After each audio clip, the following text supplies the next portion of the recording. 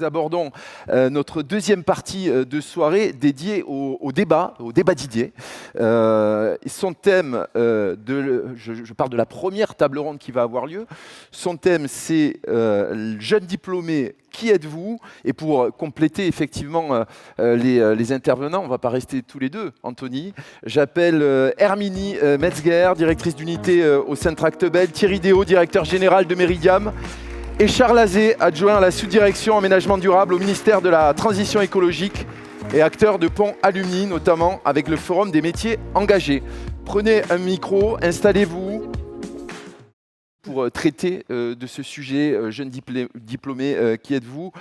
On a choisi 4 chiffres issus de l'étude début de carrière des jeunes diplômés des grandes écoles, attentes, ambition et engagement. C'est le nom de l'étude menée par l'EDEC New Gen Talent Center et parue en 2023, à laquelle avaient participé l'École des Ponts et d'autres grandes écoles.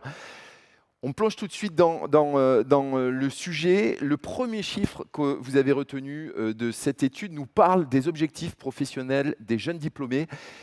Qu'attendent-ils de leur travail ? Merci Stéphane. Juste une remise en perspective très courte pour ne pas perdre de temps sur cette étude. Elle tombe à un moment où vous l'avez certainement vu ou entendu. Les élèves diplômés, notamment d'un certain nombre de nos écoles d'ingénieurs, avaient pris la parole lors de remise de diplômes, contestant, interrogeant ce que l'on avait offert en termes de formation. Je dis juste ça parce que ça a été aussi, on pourrait discuter, mais on n'a pas le temps de leur message, mais ça avait été un vrai moment d'interrogation sur qui étaient ces jeunes, ce qu'ils attendaient des écoles et ce qu'ils attendaient après l'école de leurs employeurs. Et donc le premier chiffre qu'on a retenu dans cette étude, c'est ce chiffre de leurs objectifs professionnels. Et moi, il y a 2 chiffres, et ils sont sous vos yeux, qui m'interpellent. C'est le fait que, ils souhaitent acquérir des compétences, c'est-à-dire que le métier technique, l'ingénierie en tant que telle les intéresse et que c'est une source de développement personnel. Et par ailleurs, le deuxième, bien loin devant, par exemple, celui d'avoir des revenus élevés, c'est contribuer utilement à la société. Et je sais, en lisant la charte de la communauté des ponts, que c'est un objectif qui nous parle collectivement. Apprendre, se développer, contribuer à la société, est-ce que c'est quelque chose que vous constatez, vous aussi, Thierry Déot, quand vous côtoyez ces jeunes diplômés ? Tout à fait, c'est en tout cas une tendance forte depuis quelques années, le pourquoi je le fais et à quoi je contribue. Alors les 2 sujets sont liés, parce que pour contribuer à la société, il faut quand même développer des compétences. Et puis c'est encore mieux de développer les compétences dont les entreprises ont besoin pour aider la société. Et ça, il y a encore un écart entre ce sujet de quelles compétences on a besoin, parce que si l'école des ponts, par exemple, si on prend le sujet de la transition en général est très en avance, toutes les entreprises ne le sont pas encore parce qu'elles n'ont pas forcément les compétences pour adresser ces sujets dans ce qu'elles produisent, dans les services qu'elles fournissent. Contribuer à la société, Herminie, pour vous, ça a du sens, puisque quand on construit pas pour soi. Moi, on a échangé j'ai dit que quand on travaille dans la construction, ces 2 points, c'est quasiment évident que les jeunes diplômés chez nous vont contribuer utilement à la société, puisqu'on construit effectivement pour les communautés, pour tout le monde. Et puis acquérir des compétences, moi ce que ça m'a évoqué, et c'est pour un peu, ça lance des fleurs à la formation de l'école, mais c'est vrai que pour moi la force de l'ingénieur des ponts, c'est d'acquérir aussi un savoir-être, apprendre une manière de travailler, etc. Évidemment, on apprend des compétences techniques, mais on apprend beaucoup sur le tas. Un peu contrairement à d'autres formations européennes, peut-être plus dans le détail technique, mais qui emmèneront les gens peut-être moins loin. Donc voilà, en fait, pour moi, c'était évident qu'ils allaient acquérir ces compétences. Charles, Anthony faisait écho effectivement aux événements, à cette envie de sens des jeunes. Vous animez des forums et justement, vous dites qu'il ne faut pas caricaturer cette envie de sens, notamment dans les discussions que vous avez avec les jeunes diplômés.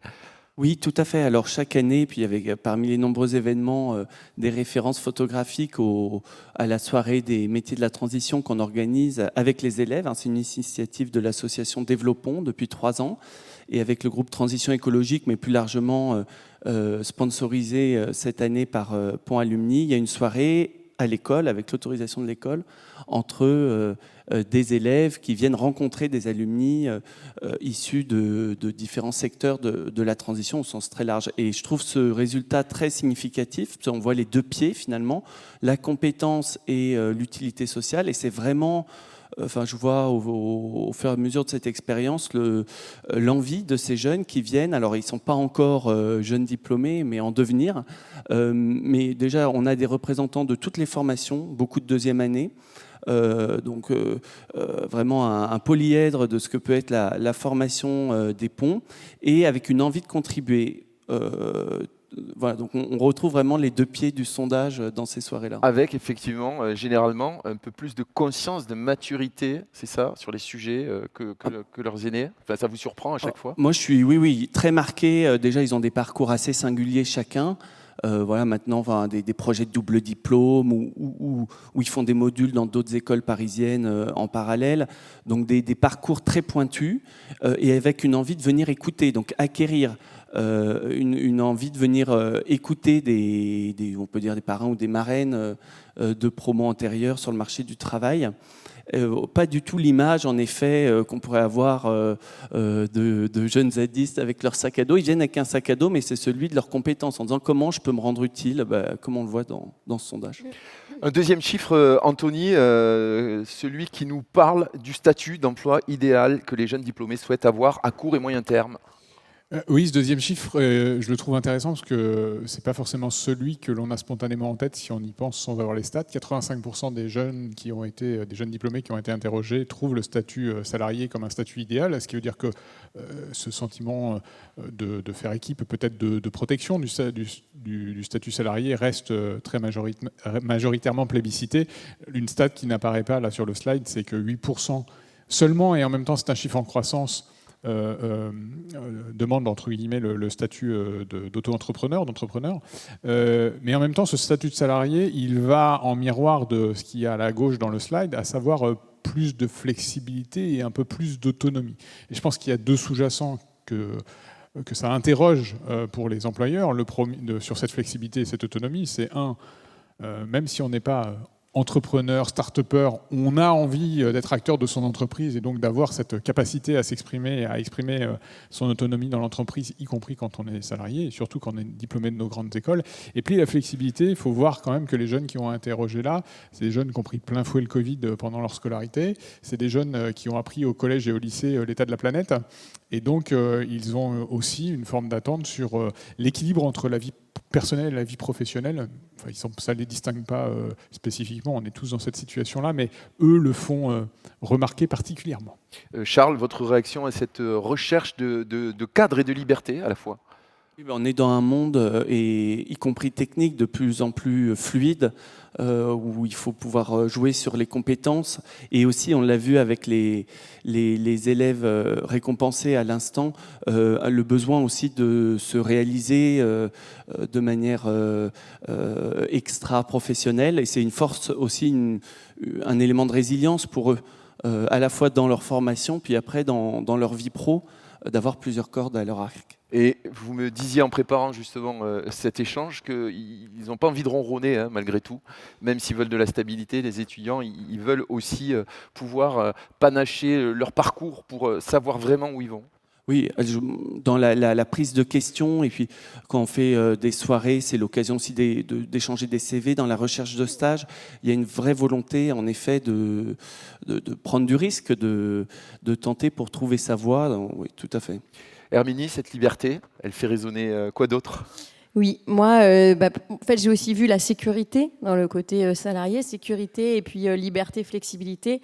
Moi, je l'ai vu à travers mon prisme, mais moi, ce que j'ai entendu, c'est en fait, pour moi, en tant que jeune maman, voilà, directrice, on me demande très souvent, en fait, ce sont souvent les étudiantes, moins les étudiants, hein, mais encore du chemin à faire, mais les étudiantes qui me demandent comment je fais pour jongler, voilà, avec ma vie de famille et un job un peu prenant, un peu challenging. Et en fait, ça, on y arrive si on a la sécurité, on y arrive si on a aussi de la flexibilité.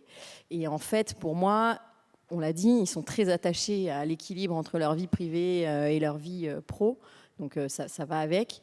Mais je pense qu'il y a un côté, en fait, on veut atteindre l'égalité homme-femme, l'égalité, avoir des femmes dans les postes de direction, etc. Et ça, en fait, ça marche quand on dit aux gens dès le départ qu'on leur fait confiance, il y a la flexibilité, on peut sortir tôt chercher son enfant, et ça pour les hommes et pour les femmes. Mais l'égalité homme-femme, elle passe par le fait aussi que les hommes vont chercher les enfants à l'école. Donc bref, si tout le monde est un peu flexible et libre, on peut y arriver. Et il n'y a pas besoin de se mettre à 80%. Thierry, vous pouvez enchaîner justement. Non, je ne vais pas me faire tuer par Herminie. Alors, non, mais sur ces modalités. Les 80, non, mais c'est tout à fait flexible chez moi. Les 85%, je les prendrais quand même avec précaution. D'abord, je ne sais pas ce que c'était il y a 10 ou 20 ans. Je ne suis pas sûr que ce soit mieux. Et d'autre part, il ne faut pas caricaturer parce que aujourd'hui, le sujet de l'entrepreneuriat est tellement caricaturé par les startups, la tech. Un entrepreneur peut naître après 5, 6 ans ou 10 ans d'expérience. Et puis, il n'y a pas que dans la tech qu'on peut entreprendre. Il n'y a pas que dans l'innovation extrême qu'on peut entreprendre. Donc, il y a un peu je pense, de retour par rapport à ce que la société aujourd'hui renvoie de l'image de l'entrepreneur et que ce n'est pas forcément désespérant. Et je ne suis pas sûr qu'en 92, il n'y ait pas 90% des gens qui aient envie d'être salariés. Troisième item que l'on a extrait de cette étude, Anthony, c'est les attentes des jeunes en termes de management. On leur a demandé quelles pratiques jugez-vous les plus efficaces pour une intégration réussie. Et ils répondent. Je vais juste me concentrer sur 2 premiers items. C'est l'accompagnement par un ou plusieurs membres de l'équipe et l'accompagnement du manager. Ce que je vais mettre sous l'angle du compagnonnage, et d'ailleurs on l'a très bien entendu avec les prises de parole de nos diplômés qui ont été récompensés, c'est ils sont très en attente d'apprendre de leur père, d'aller chercher cette compétence, compétence d'ailleurs qui ne s'arrête pas à la porte de l'école.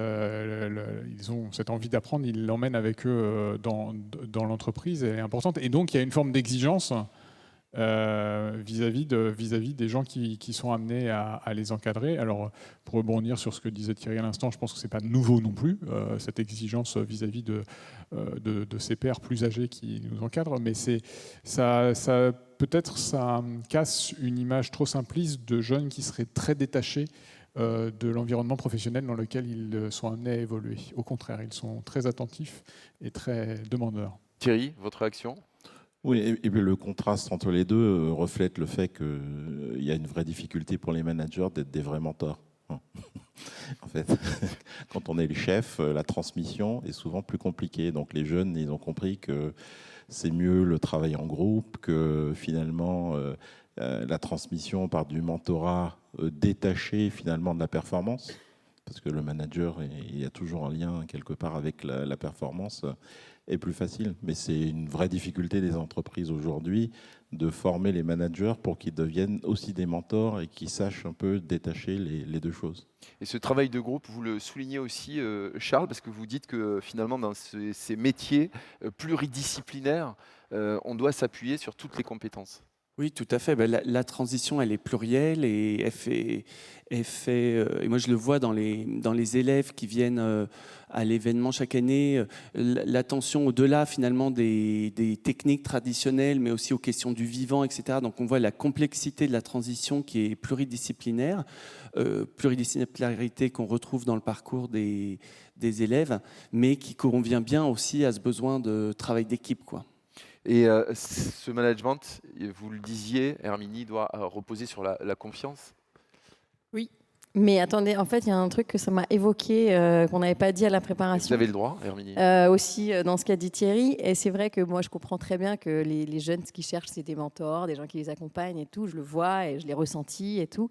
Et je pense quand même que ce qu'on peut souligner, et je reboucle sur l'AG d'avant, c'est qu'on ne trouve pas toujours son mentor dans l'entreprise.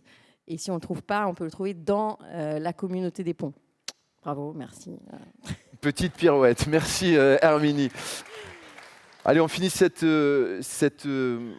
table ronde avec la perception des critères ESG, environnement, social, gouvernance.